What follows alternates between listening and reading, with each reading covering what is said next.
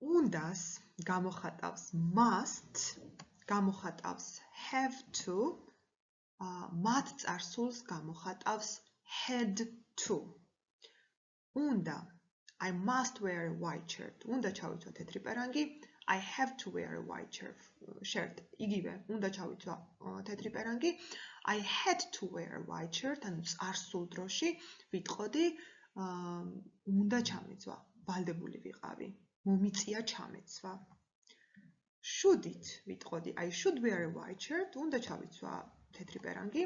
ought-ით ვიტყვი I ought to wear a white shirt. უნდა ჩავიცვა თეთრი პერანგი. წარსულში ვიტყოდი I should have worn a white shirt, მაგრამ მნიშვნელობა არ იმეორებს სიტყვა სიტყვით ააწყო დროში რაც არის. ანუ აქ ნიშნავს რომ I should have worn, უნდა მცმოდა, ანუ არ ჩავიცვი ეს პერანგი, ეს თეთრი პერანგი, მაგრამ უნდა ჩამეცვა.